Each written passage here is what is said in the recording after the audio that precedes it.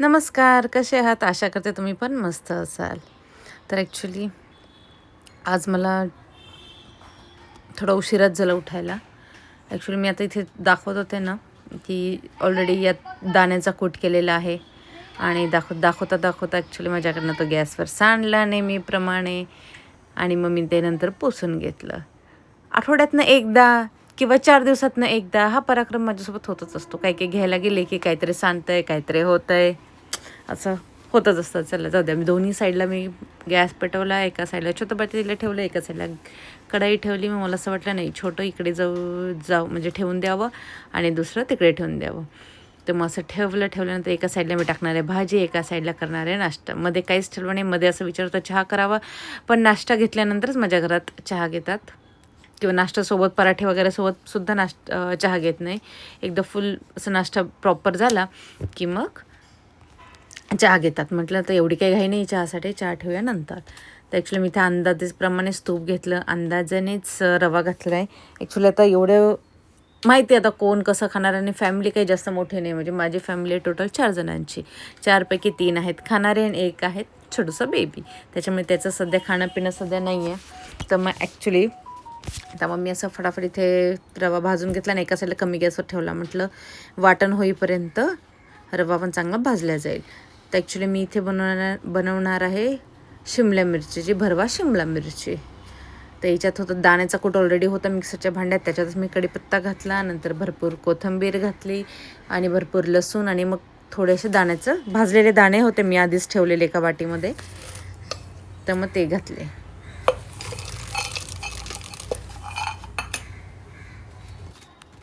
आणि आपले रेग्युलर मसाले, आपला घरचा मसाला, लाल तिखट, हिंग, जिरे आणि थोडीशी हळद.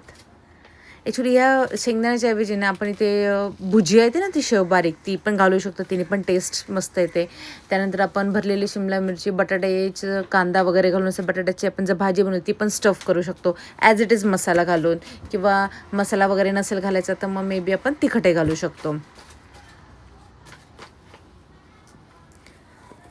तर ते मी 2दा-3दा फिरवून मस्त बारीक करून घेतलं आहे. आणि ॲक्च्युली आता हे जे मिक्सरचं भांडे आता डायरेक्ट सर्व काढल्यानंतर डायरेक्ट धुवायला जाईल. आता इथे मला फक्त मीठ घालायची गरज आहे, बाकी सर्व ऑलरेडी मी घातलं आहे. परत व्यवस्थित जागेवर ठेवून दिलं मी, कारण की कसं तो जर माझा लहान मुलगा जर उठला ना, मला हातातलं काम सोडून लगेच धावत पळत जावं लागतं त्याला घेण्यासाठी. ॲक्च्युली हे तर बघतातच, नो डाऊट अबाउट इट. ते तर लक्ष देतातच, झोपलाय उठलाय किंवा झोपवायचं काम वगैरे ते करतातच. पण कसं फिडिंग, खाणं पिणं, त्याचं मॉर्निंग पाणी वगैरे देणं त्याला किंवा काहीतरी बनवणं त्याच्यासाठी, यासाठी मला फटाफट हातातली कामं सोडावीच लागतात. तर एका साईडला मी शिऱ्यासाठी आता पाणी पण गरम करून ठेवेल केटलमध्ये. आणि इथे 3च शिमला मिरची घेतल्या आहेत मी. 2 टिफिनमध्ये जाईल आणि 1 राहील घरी. तर ॲक्च्युली घरी पण टिफिनमध्ये गेल्यानंतर घरी 1च राहील आणि एक तर मी खाईल अर्धी, कारण की शिमला मिरची 1-2 मोठ्याच होत्या आणि 1 नॉर्मल साईजची होती, आणि अर्धी माझा मुलगा खाईल. त्यालाही पण जास्त शिमला मिरची आवडत नाही आणि तसंच आहे मला पण शिमला मिरची जास्त आवडत नाही. भरवा शिमला मिरची मी तरी लिटरली खूप कमी खाते. तर ॲक्च्युली मी ते गोल राऊंड काढून साफ करून घेतलं, त्यातल्या बिया वगैरे काढल्यानंतर परत पाण्याने ते धुवून घेतल्या. ज्या छोट्या मोठ्या बिया राहतील त्या पण सर्व निघून जातील. मग स्वच्छ धुवून घेतल्यानंतर इथे तो मसाला घेतला आपला, जो आपण वाटण तयार केला होता. या पॉईंटवर आपण आमचूर पण इथे घालू शकतो, जर तुम्हाला असं खट्टे मिठी अशी गोड आंबट असं जर काही किंवा काहीतरी वेगळी टेस्ट म्हणून जर पाहिजे असेल तिथे आपण आमचूर पण घालू शकतो. इथे ॲक्च्युली पडतच नव्हतं, निघतच नव्हतं. मग मी चाकूच होता, मी साईडला तेच केलं. म्हटलं ते साईडलाही ठेवून दिलं मिक्सरचं भांडं. म्हटलं सगळं झाल्यानंतर थोडंसं पाणी घालेली आता. एकदा टिफिनमध्ये दिला, टिफिन भरला की मग थोडंसं पाणी किंवा उरलेला मसाला घालून मी ते थोडंसं असं ग्रेव्हीसारखं असं थोडंफार पातळ करून घेईल. तर इथे घातलं मी, इथे झालं मिक्स. मग मीठ घालून आणि ते भरून घेतलं.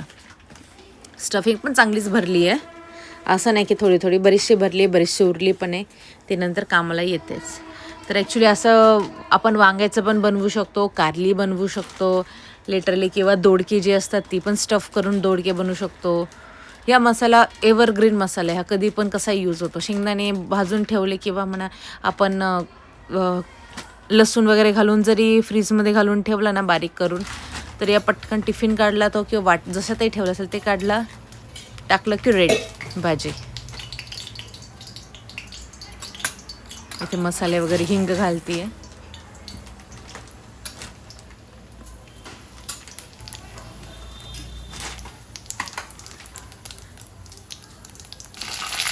ॲक्च्युली हिंगने खूप मस्त टेस्ट येते.